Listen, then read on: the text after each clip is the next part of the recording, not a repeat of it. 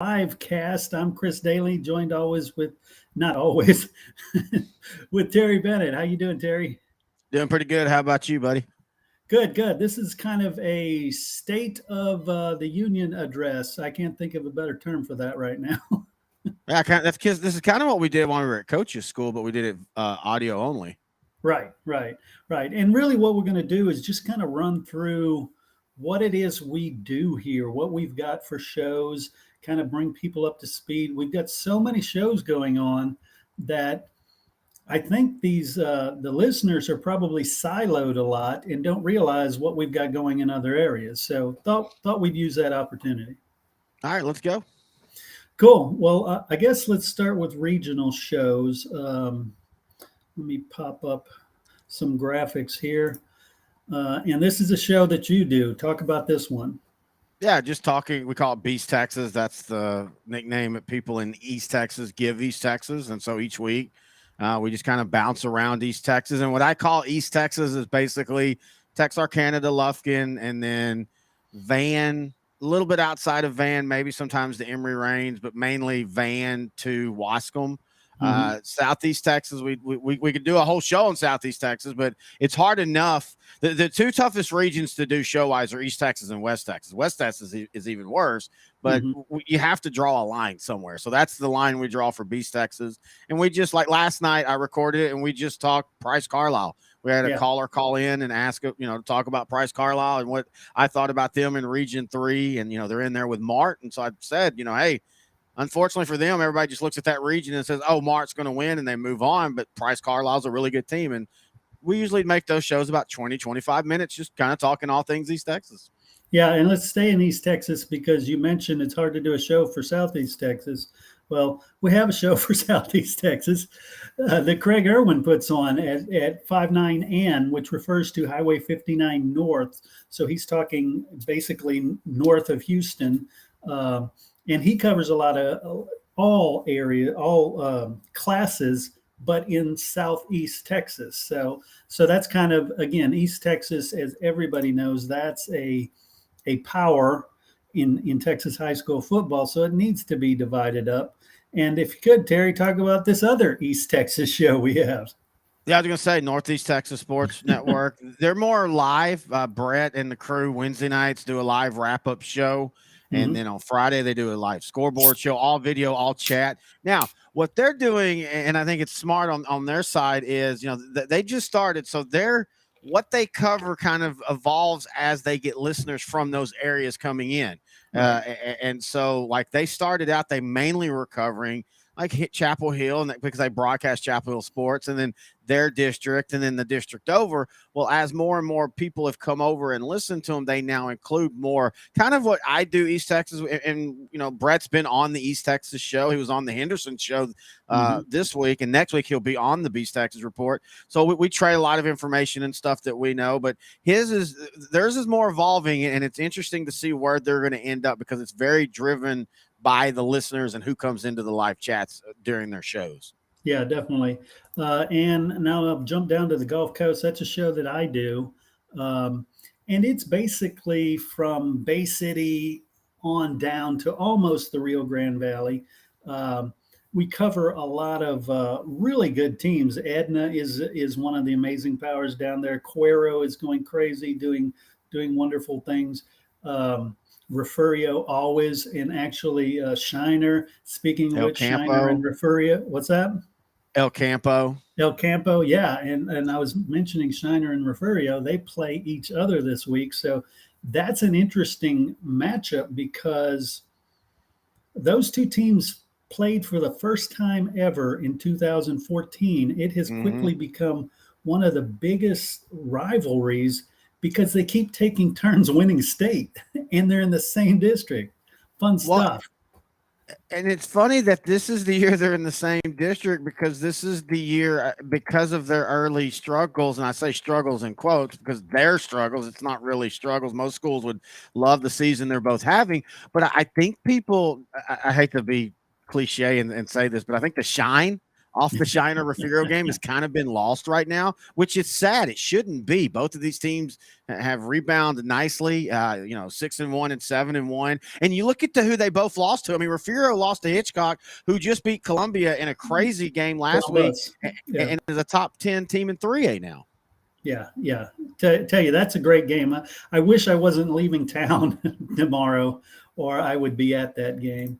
Well, and you picked a great year to start the Gulf Coast region, because I think there's going to be multiple teams that are playing possibly in Arlington from that area. Definitely. So let's jump up here to the Central Texas Huddle. That's another show that I do, and it's basically from Waco to San Antonio, all inclusive there. So you get lots of news about Austin Westlake. Speaking of which, the biggest story for me about Austin Westlake wasn't 47 wins in a row. It's the fact that they played Dripping Springs, a team that jumped up from 5A to 6A this year, landed right in that Lake Travis Westlake district, and they keep winning. But Westlake won when they played last week, 29-10 only. So they shut down that Westlake offense. So you got to watch Dripping. They're going to be a solid team for sure. Yeah, I've been real impressed with them. And they were a team at the 5A and 4A levels that had, they were always solid, but, they could never, there was like we always say on sideline to sideline, there's a glass ceiling for certain teams at a region. And that was one of those for Dripping Springs. And I think everybody thought they would struggle coming into 6A. And here they are, their first loss, as you said, to Westlake. Now they do have Lake Travis this week. And so I got a feeling they'll have their second loss, but just the fact they're going to make the playoffs, but they're also making the playoffs in a region in 6A where Dripping Springs could end up playing for a few rounds. Yeah, no, I believe that entirely. Let's jump out to West Texas, another show that you do. Talk about that. Well, as I was saying, West Texas, I mean, I've had the hardest time trying to define what you would call a West Texas show, because I think in everybody's mind, you think Lubbock, you think Abilene, you think maybe El Paso. And of course, again, all these shows are on sponsors. So if anybody wants to sponsor just an El Paso show, that would be its own show in of itself. Sure. But with it included, well, then you go, okay, so what about the Panhandle? Well, what about Southwest? Like Uvalde. Uvalde is southwest of San Antonio, maybe an hour away, but you start looking at the map and you go, well, I mean, that's kind of borderline West Texas. And so that's the show that each week, one of my listeners said, man, you're, one week you're in Wichita Falls, the next week you're in El Paso. And that's the only way you can do it and do it right, because we're not trying to make these shows be 4-hour shows. We're trying to keep these 25 to 45 minutes and trying to give people little morsels of information. And so what I've done with West Texas is specifically do that. Each week I kind of pick a different area of West Texas. Like next week, I'll be bouncing back to El Paso, and we're just going to go over all the El Paso districts and where they are. Now, in the playoffs, all this becomes so much easier. Yeah. Because you've got everything is, we go by when the playoffs hit with the regions we have, we will go by what the regions are considered UIL wise. And so it'll be so much easier, and there won't be 500 games a week. There'll be 65 games a week. And so, and 30 the next week. Yeah. Yeah. And I've really enjoyed doing the West Texas show, and I'm curious to see how that evolves going forward. Right. And finally, for our region shows, we have the Third Coast Gridiron. That is hosted by Mark Henry, who does an exceptional job talking about H-Town football. And as anybody who knows anything about Texas high school football knows, there's a ton of great football in the Houston area. Oh, yeah. And speaking of, you're going to cut out the DFW region show that I do. That's fine. Oh, I'm sorry. I missed that one. But no, Mark does, Mark is also part of our prospect show, but his knowledge of Houston is unrivaled, and his connections down there are unrivaled. And he has a really good ability of knowing when to bring somebody on. Like last year, or no, this is 2 years ago, and I know this is a random thing, but he brings on the running back of a Katy team, and that Katy team was like 1-4, and they were playing a 4-2 team. And that very next week, that kid goes off for like 380 yards and 4 touchdowns, and they pull the upset off. Mark's really good about knowing when to talk to certain teams, and he has his thumb on the Houston scene. Definitely. Oh yeah, and then there's this other small area of the state. Yeah, it's me doing DFW. That's fun. I mean, I live in Rowlett. So this is, as far as just knowledge at my fingertips, this is the easiest show for me to do. I can literally just crack open two papers and I just talk for 30 minutes about my thoughts on the games coming up. We've been focusing a lot this year on Boswell, because Saginaw Boswell is a team that is kind of like your Dripping Springs. They're up in a class that a lot of people thought that they might be up in the class a little too soon. Yet here they are. They've only got one district loss. They're going to make the playoffs. They got a very exciting quarterback and a great offense, kind of like Laga Vista is from 3A to 4A, just to kind of compare. And that's kind of how Saginaw Boswell. So each week we have a little Boswell moment, and then we just talk all things DFW. I love it. I love it. And the show that brought us together, this is your baby, Sideline to Sideline. And I tell you, out of all the shows out there that I've been involved in, I think the synergy, the ability for you and Grant to work together, work off each other, that's the best, bar none. Well, and you can't forget Coach X. Yes. And I always have to say this when I bring him up. Yes, he is a real coach. Chris can verify. He legitimately is an offensive coordinator. That's the only thing we've ever said. He's an offensive coordinator at a small school in Texas.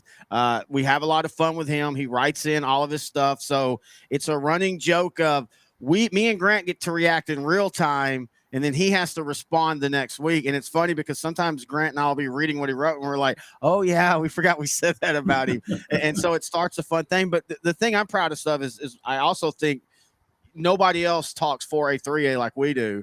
And I would put our 4A, 3A show up against any other site's regular show. And I laugh when I see, some of these shows that they try to talk everything in one show. And it's not that the information's bad, but it's like, okay, you just talk 6A for 45 minutes. You talked 4A for 22 minutes.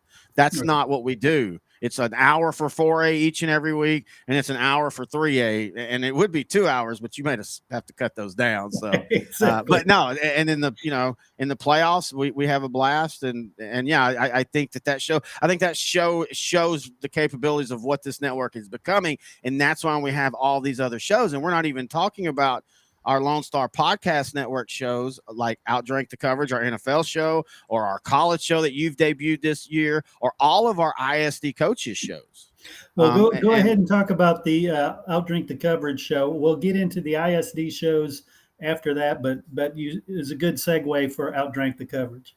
Yeah, Outdrank the Coverage is me and my friend Noe Tedla. We jokingly have referred to him on Sideline to Sideline as intern Noe, just because back when I lived closer to him, he would just come and hang out when we did the shows. But he's very knowledgeable, and he's a huge football fan. And so him and I talk Dallas and NFL. And this year, San Francisco, because Frisco Bar and Grill, our title sponsor, they are the home of the San Francisco 49ers watching party in Dallas. They're the official home. Like San Francisco 49ers as a team recognizes them as that. And so if somebody were to, and I didn't even know this happened. So in pro teams, you can literally call the Dallas Cowboys and say, hey, I'm a huge Cowboy fan. I'll be in Seattle this week. Where can I go watch the Cowboys? And the Cowboys will be like, oh, here, go to this bar. That they're our official home. Well, that's what Frisco Bar and Grill is. And so we talk to them, and we just talk about an hour of NFL football. We have a drink as we do it. That's where the term Outdrink the Coverage comes from. But yeah, and I think it's a show me and Noe kind of started as for fun, and it's gained traction. We have a nice little following now. And of course we have sponsors. And so, yeah, we have a blast doing it. And I think that show has led to your college show. And I think it's showing that, we can talk more than just high school football. Yeah, definitely. Good segue there. Lone Star College football. And that one, again, hosted by myself, it's not covering UT, Baylor, and Texas Tech and TCU only. It's anybody who plays college football in Texas, whatever the level, NAIA, Division II, you name it. We try to cover it, and we try to do it in a little unique way. Yeah, and the great thing is, and I will take kind of like what we said Northeast Texas Sports Network is doing, that show's evolving. Yeah. And all of these shows have been driven by at one time or driven by now what the audience says they want to have. Mm-hmm. And so we have these ideas, and you and I will spitball these shows, and sometimes they go exactly like we think they will, and then sometimes they evolve into something else, which is a good thing. And I think the best and the greatest asset we do is we have an organic view of these shows. we have a frame, but we'll build inside the frame what the listeners want. Yeah, definitely. And let me jump real quick to what we call our Inside the Locker Room Coaches shows.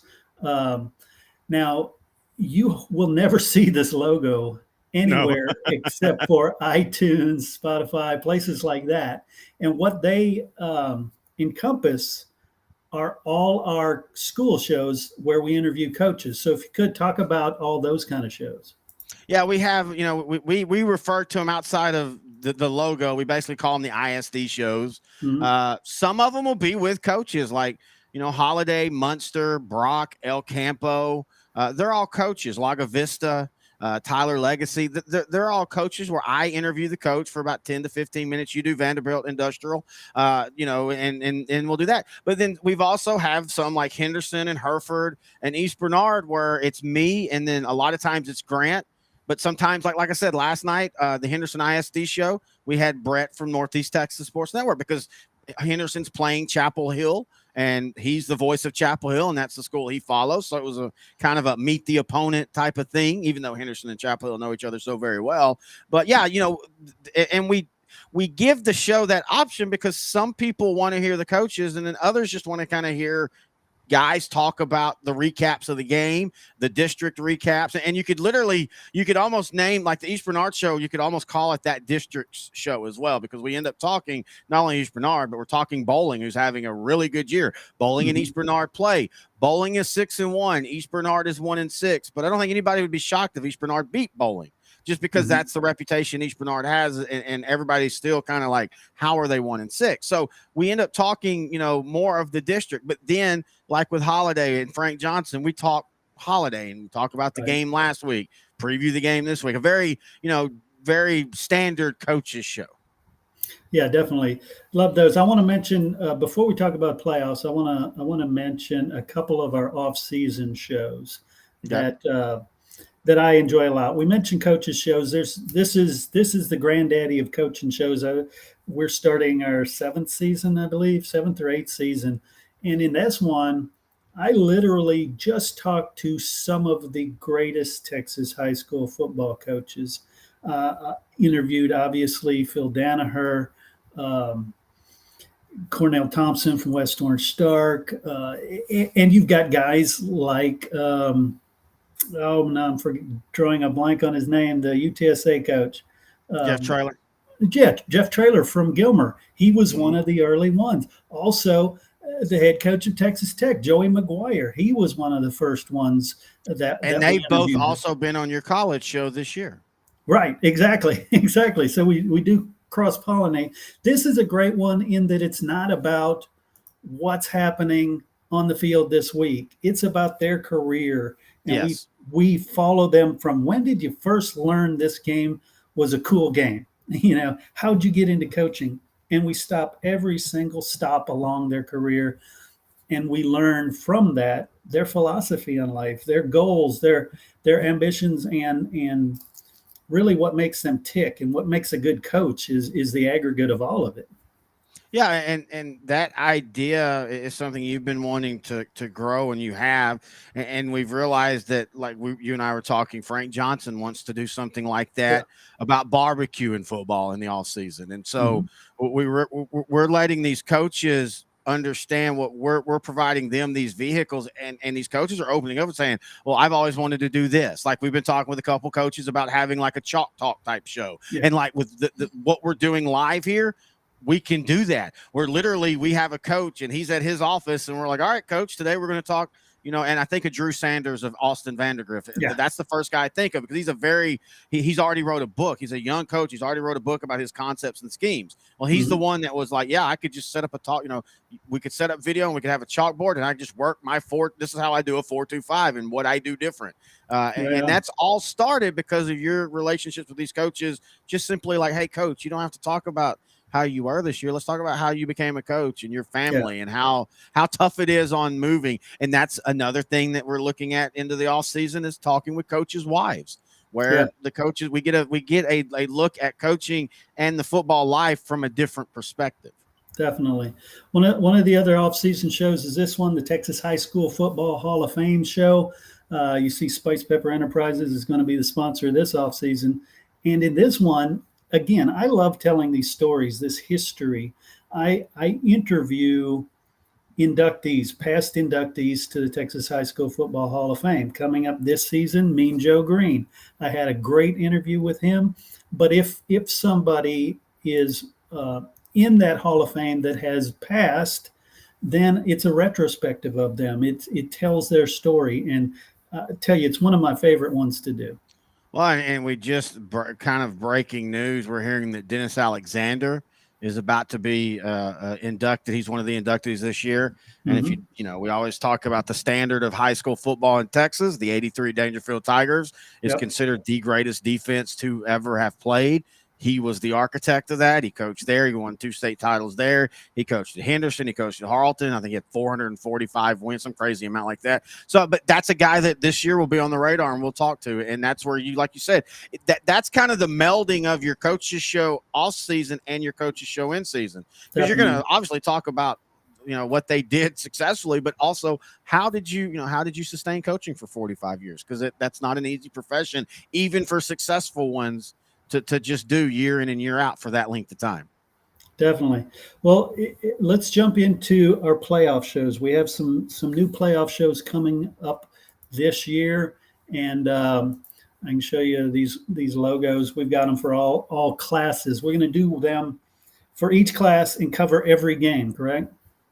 Yeah, and that's something we've always, I say always, since you and I have been working together, and it's coming up on 6 years now, we've always done these pregame, postgame packages for the playoffs or for the state championship. And we've gotten huge numbers from them, and it's fun. It's like a mini season of itself because we start, as soon as we know all the state championship teams, we start from that moment getting these shows together. And the week of the state championships, we post them out, and, we're doing, 2 per class, 2 pregames per class, and then a big postgame every night. And so you and I were like, well, we already have sideline to sideline. We have the regional shows. The coaches shows kind of fall off because, hey, we would love all of our coaches shows to make it, but that's just not going to happen.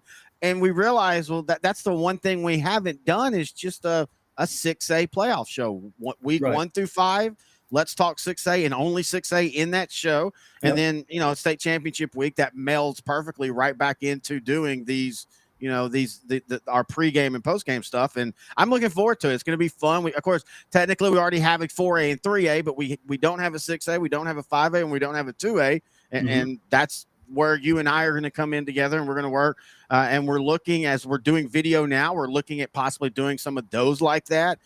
We have decided that the state championship postgame shows that we do each night during the state championship, we'll probably do it like this as well. Cause we're trying to grow the video side of what we do at Lone Star Gridiron. And I think that's the last frontier for us, as far as we've never really completely jumped into that. Right, definitely. And finally, I have to mention the network. A couple of years ago, we started a Lone Star Podcast Network that is primarily made up of all these shows. As you can tell, we do 50, 60 shows. But it's also a place for other Texas podcasters or Texas-themed podcasts to be a part of it and help us use our abilities or help them. We will use our ability to help find you guys sponsors. Well, and we laugh that, we picked the perfect time to start a big Texas network right when COVID hit. But let's be honest, it saved you and I because we were able to pivot in a moment and say, well, hey, let's start promoting these businesses that people might not realize are still open during COVID. And we're talking early COVID. In April, we were starting to do this when everybody was shutting down. And we haven't been able to grow it much from there because every half a year we've got football we have to deal with. Yeah. And like you said, we're trying to open it up to where if you're a podcaster and you live in Texas or you're doing something Texas specific, reach out to us and we'll get you on our network. We'll get you and not get you paid pennies, but actually work to find sponsors for you to actually get you paid to talk whatever it is you want to talk. Right on. Well, like I said, this is just a small piece of what we're doing. We do shows in all kinds of other areas, but this audience here is the high school football, the college football audience. So I guess we're going to wrap it up here. Terry, do you have anything else you want to say?